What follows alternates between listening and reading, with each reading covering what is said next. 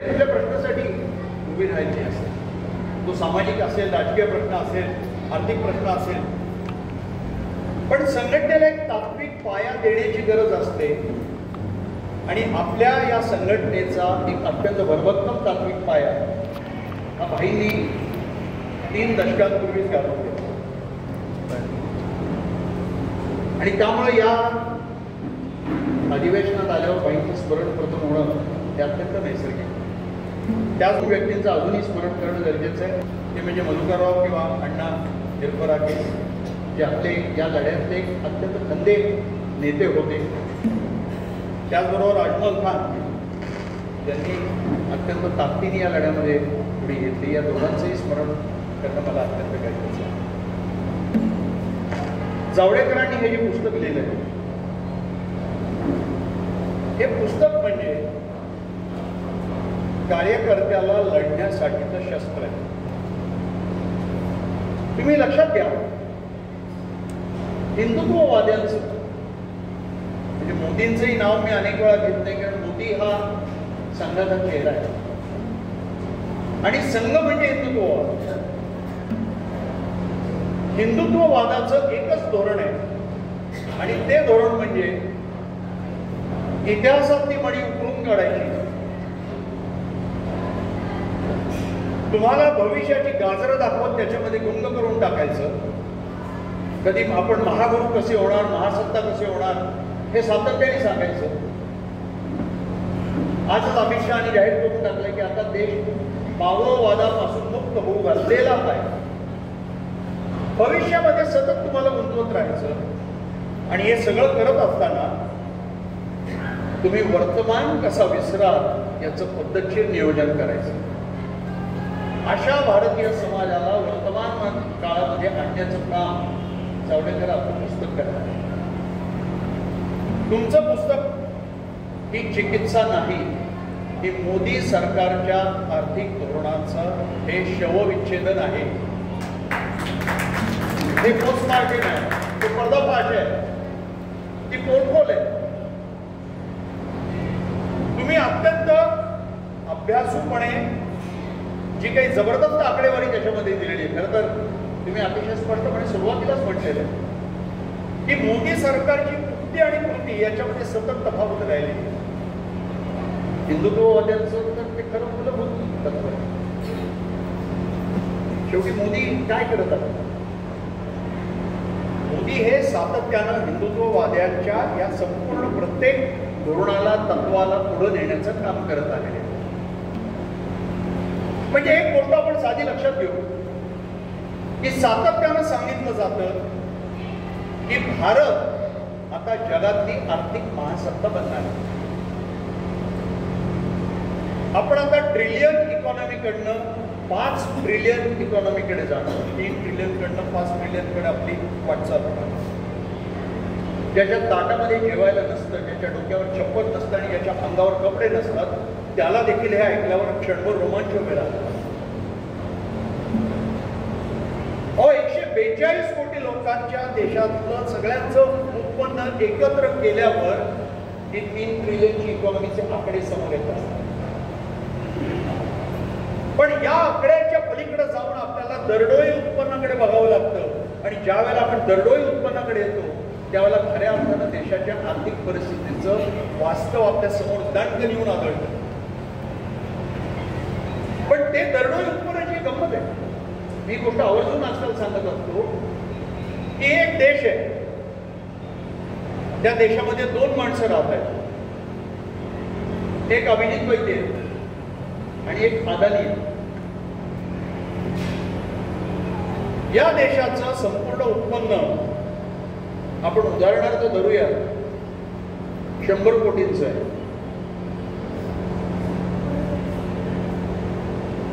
एकूण उत्पन्न 100 कोटींचं. देश श्रीमंत आहे का? आणि मग सहज प्रश्न विचारला की याच्यातलं अभिजित वैद्यचं उत्पन्न किती आहे, तर ते 1 लाख रुपयाचं आहे. आणि अदानींचं उत्पन्न किती आहे, तर त्या 100 कोटीतनं 1 लाख वजा केल्यावर जे शिल्लक राहतं ते उत्पन्न आहे. पण तरी देखील 2 माणसं या देशातली आहेत, त्यांचं दोघांचं उत्पन्न एकत्र येतं आणि त्याला 2ने भागलं जातं. ते माझं उत्पन्न दरडोई बनतं.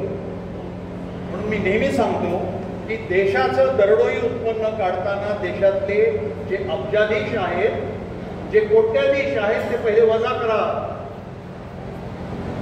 कारण देशाची जवळजवळ 70% संपत्ती 10% लोकांकडे आहे. तिथेही विषमता आहे, श्रीमंतीतही विषमता. त्या 10%कडे 70% संपत्ती आहे आणि त्या 10%तल्या 10%कडे 33-70% संपत्ती आहे. आणि तिथे अजून विषमता. शेवटी 2 लोकांकडे 32% संपत्ती आहे.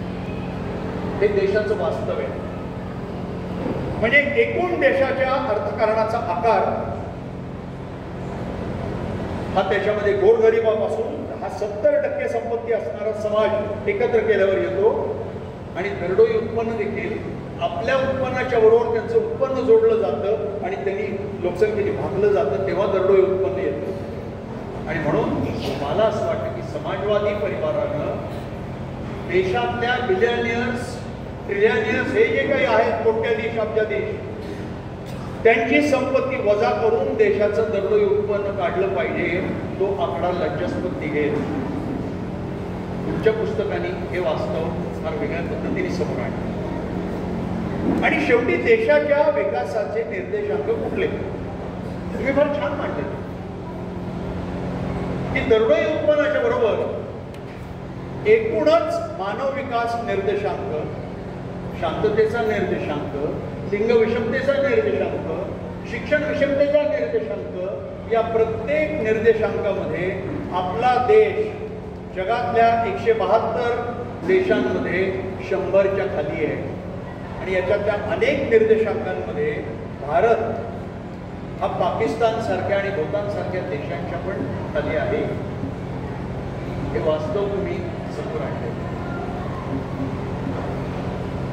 GDPचा जो आकडा आहे, गेले 3 दशक तुम्ही लढताय, आरोग्य सेनेकडे आम्ही लढतो. तुम्ही मागताय शिक्षणासाठी 6%, आम्ही मागतोय आरोग्यासाठी 5%. शिक्षणासाठी तुम्हाला दिले गेले 2.6%, आता गेल्या वर्षी 2.1% कमी केलेला आहे. आरोग्यासाठी कालच नड्डांनी जाहीरपणे सांगितलेलं आहे 1.84% आम्ही देतो. खरं तर शिक्षणासाठी 10% असले पाहिजे. आणि त्याच वेळेला तुम्ही हाही आकडा समोर आणता की संरक्षणावर 4% खर्च केला जातो. आता एक गंमत आहे की अत्यंत गरीबातल्या गरीबालाही असं वाटतं की नाही, देशाचं संरक्षण फार महत्वाचं आहे, कारण आम्हाला पाकिस्तानच्या विरुद्ध लढायचं आहे. त्याला सातत्यानं ते भिनवलेलं आहे त्याच्या डोक्यामध्ये की आम्हाला पाकिस्तानच्या विरुद्ध लढायचं आहे, आम्हाला धोका आहे पाकिस्तानपासून, आणि आम्हाला त्यासाठी संरक्षणावर भरपूर खर्च केला तरी चालेल, भले आम्ही उपाशी राहिलो तरी चालेल, भले आमची पोरं बरं शिकली नाही तरी चालते, आम्हाला स्वच्छ पिण्याचं पाणी मिळालं नाही तरी चालेल, आरोग्य वगैरे तर बाजूला ठेवते, त्याची गरज नाही आम्हाला. आम्हाला गरज आहे पाकिस्तानसाठी लढण्यासाठी, अण्वस्त्रांची आम्हाला गरज आहे, हे त्याच्या डोक्यामध्ये भिनवण्यात आलेलं आहे. हिंदुत्ववादाचं अजून एक महत्त्वाची गोष्ट आपण लक्षात घेतली पाहिजे.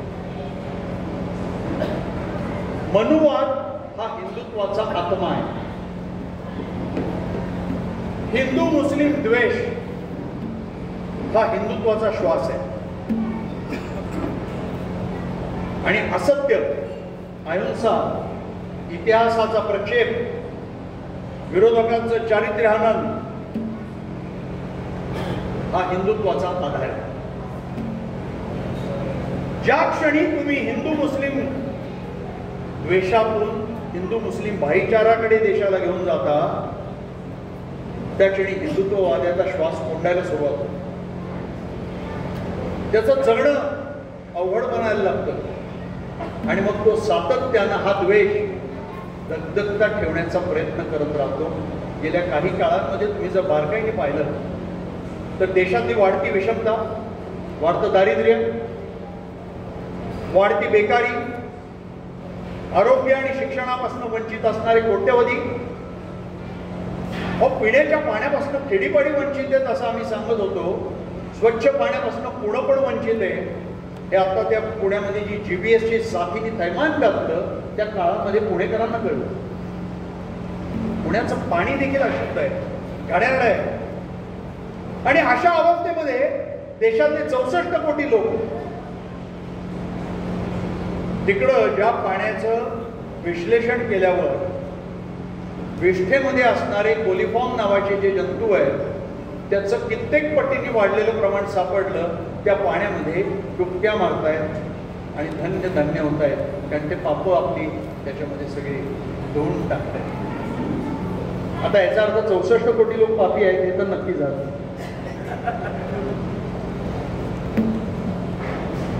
आणि आता तिथे जाऊन आल्यावर 12 वर्षांनी पुन्हा त्यांना पाप धुवायची संधी असल्यामुळं 12 वर्षांनी पुन्हा पाप करायला मोकळे आहेत. ही पण सोय कमी झाली. धर्म कसा सोय करतो पाप धुण्याची. जोपर्यंत पाप धुण्याची सोय आहे तोपर्यंत माणूस पाप करत राहणार आहे. पाप टाळायचे असतील तर तुम्हाला माणसामधली विवेक शक्ती जागृत केली पाहिजे.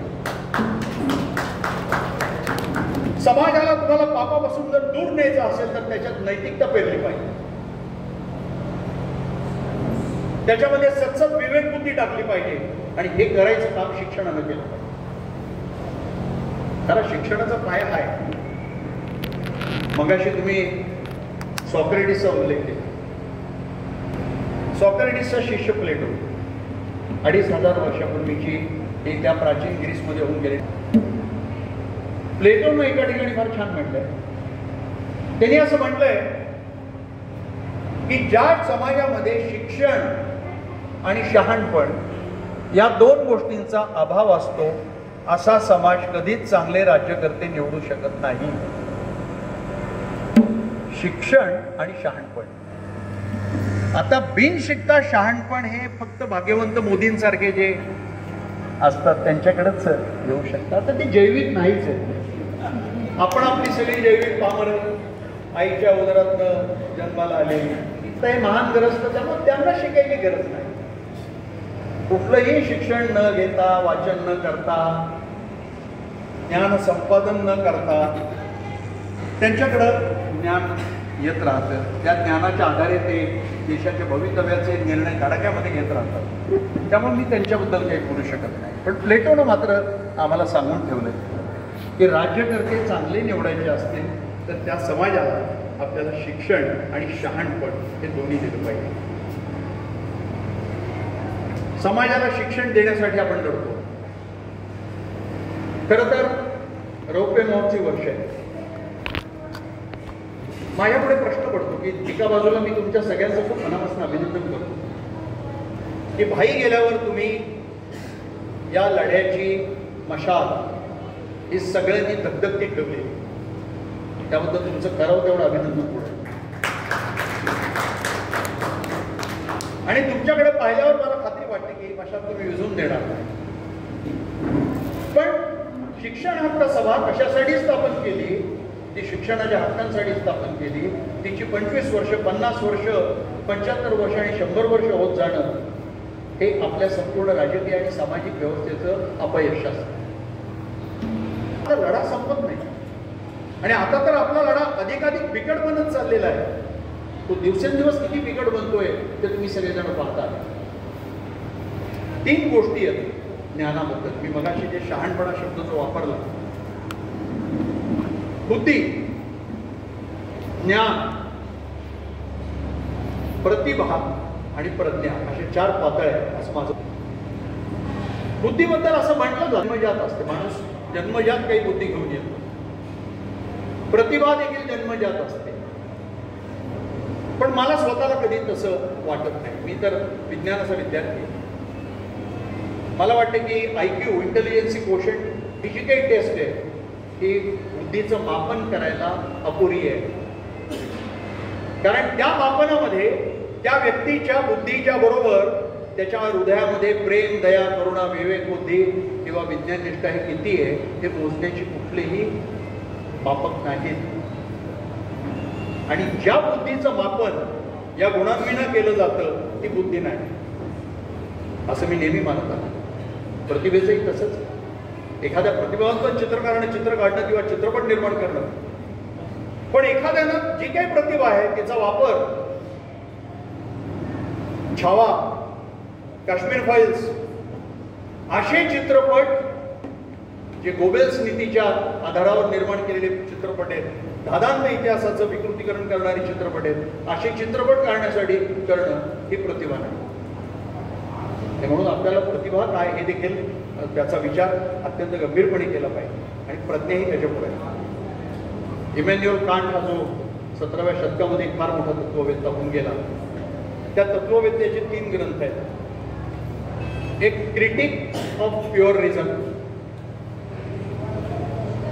एक critic of practical reason, reason म्हणजे विवेक बुद्धी, त्यांनी तिथं प्रज्ञा या अर्थाने पण तो शब्द वापरलाय, आणि क्रिटिक ऑफ जजमेंट. आणि त्याच्यामध्ये त्यांनी असं म्हटलंय की ज्ञान हे फक्त इंद्रियगम्य नसतं, ते अनुभवगम्य पण असतं, आणि ते ज्ञान विविध पद्धतीने माणूस घेऊन तो प्रज्ञेकडे वाटचाल करू शकतो. आज समाजामध्ये प्रज्ञेकडची वाटचाल थांबलेली आहे, आणि ही वाटचाल थांबण्याचं एक फार मोठं कारण असं आहे की आपल्या संपूर्ण ज्ञान प्रक्रियेमधली चिकित्सा नष्ट झाली.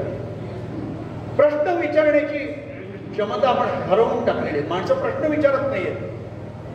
ज्यावेळेला नरेंद्र मोदी देशातल्या प्लास्टिक सर्जनच्या परिषदेमध्ये त्यांच्या समोर भाषण करताना सांगतात की प्लास्टिक सर्जरी ही काय तुम्ही आम्हाला सांगता, आमच्या देशामध्ये हजारो वर्षापूर्वी ती होती. भगवान शंकरांनी गणपतीच्या डोक्यावर हत्तीचं मुंडकं प्लास्टिक सर्जरीने जोडलं. मिथक, पुराण, दंतकथा याच्यातला फरक देशाच्या पंतप्रधानाला कळत नाही आणि त्याला विज्ञानाचा अर्थ कळत नाही, पण त्याच्या पुढे बसलेले 1000 प्लास्टिक सर्जन टाळ्यांचा कडकडाट करतात. मला लाज वाटली त्या क्षणी. नरेंद्र मोदी बिल गेट्सच्या पुढे सांगतात ये एआई क्या हमारे देश में तो बच्चा पैदा होता है तो आई ही कहता है, तो एआई हमारे देश में तो बहुत पुराने काल से है. ज्या देशाच्या पंतप्रधानाला एआय आणि आई याच्यातला फरकच कळत नाही, कारण तो आईजवळ राहिलाच नाही. त्या म्हाताऱ्या आईला त्यांनी फक्त त्या नोटबंदीच्या वेळेला रांगेमध्ये फोटोंसाठी उभं केलं. त्या आईच्या सेवेसाठी तो कधी गेलाच नाही. त्याला एआय आणि आई मधला फरकच कळला नाही. आणि हा माणूस बिल गेट सारख्या माणसाला हा फरक सांगतोय की आमच्या देशात हा फरकच नाही. प्रश्न माझ्यापुढे पडतो दुसरा की ज्ञान मिळवलंय, विद्वत्ता आहे, प्रचंड अध्ययन आहे, पण माणूस शहाणा झालाय. आणि मग एका विचारवंतांनी म्हणलेलं मला आठवायला लागतं की माणसांकडे खूप शिक्षण असलं तरी ती मूर्ख असू शकतात. आणि आमचे प्लास्टिक सर्जन मित्र मोदींच्या पुढं मला त्या वाक्याची आठवण करून दिली. हे शिकले फक्त अर्थार्जनासाठी, आपल्या पोटासाठी. हे शिकले कारण व्यवस्थेने त्यांना शिक्षण देते. तुम्ही जर यांच्यामध्ये पाहिलं उच्च शिक्षित लोकांमध्ये तर तुमच्या लक्षात येईल की याच्यामध्ये आजही 90% अधिक सवर्ण आहेत, वरच्या जातीची माणसं आहेत. आज मी हृदयरोग तज्ञ म्हणून वावरतोय, सगळ्या सुपर स्पेशालिस्टच्या अवतीभोवती माझ्या फिरतायत. ते हुशार आहेत, परीक्षेमध्ये त्यांनी खूप गुण मिळवलेले आहेत, त्यांचे हात चांगले आहेत, ते अँजिओप्लास्ट्या चांगल्या करतायत, बायपास चांगले करतायत, पण त्यातले बहुसंख्य तिकडे डुबक्या मारून आले प्रयागराजला जाऊन. आणि त्या डुबक्या मारून आल्यावर मला म्हणले अरे नाही काहीतरी फार एक अपूर्व असा आध्यात्मिक आनंद मला मिळाला. मी त्याला म्हणलं की अरे काश्मीरला जेव्हा भूकंप झाला त्या भूकंपामध्ये जेव्हा आम्ही आरोग्य सेनेचे सगळे माझ्याबरोबर आलेले, वर्षाताई आहेत, माझा आनंद चव्हाण आलाय, केतन जाधव आलाय माझ्याबरोबर, जेव्हा आम्ही डोंगरदऱ्यातनं कोकी डोक्यावर घेऊन जात होतो आणि ईशम नावाच्या त्या एका छोट्या दुर्गम गावात जाऊन पोचलो, आणि तेव्हा ती तापाने फडफडलेलं मूल जेव्हा त्या आईने माझ्या मांडीवर ठेवलं आणि मी त्याला औषध दिलं, काही तासातच त्या मुलाला बरं वाटायला लागलं. तो आत्मिक आनंद खरा, का गटाराच्या पाण्यामध्ये डुबक्या मारण्याचा आत्मिक आनंद खरा, हे तुझ्या शिक्षणाने तुला शिकवलं नाही.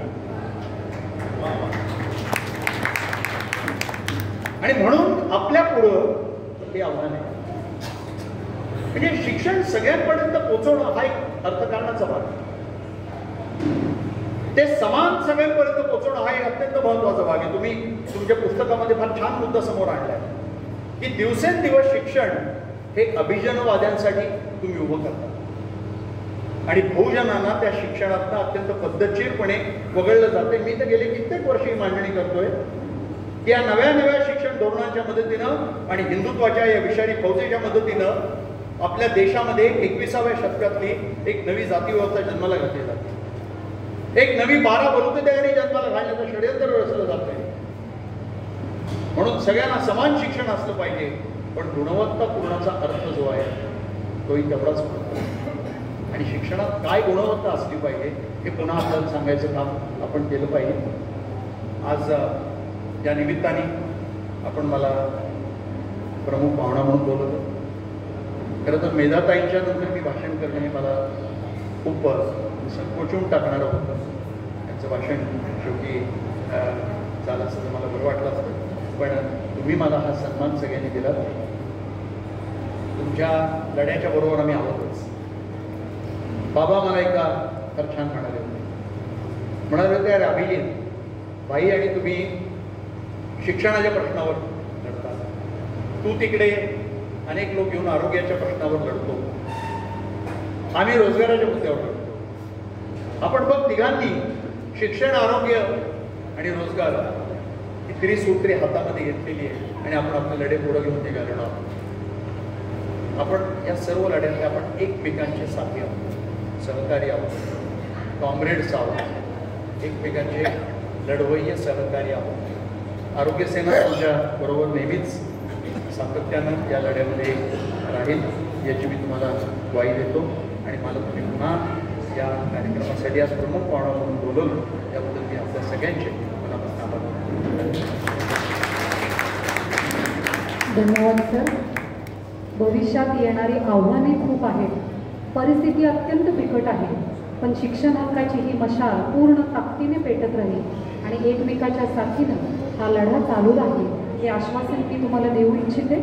धन्यवाद पुनश्च एकवर. आपल्या या शिक्षण हक्क चळवळीचे नेतृत्व करणारे HOC स्कूल ज्युनियर कॉलेजचे प्राचार्य, अखिल भारतीय समाजवादी शिक्षण हक्क सभेचे अध्यक्ष युसुफ मेहर अली सेंटर तारा जिल्हा रायगडचे अजीव सदस्य, एक अभ्यासू व्यक्तिमत्व, आजच्या उद्घाटन सत्राचे अध्यक्ष माननीय प्राचार्य रमेश पाटील यांना अध्यक्षीय मनोगतासाठी मी आमंत्रित करते. आदरणीय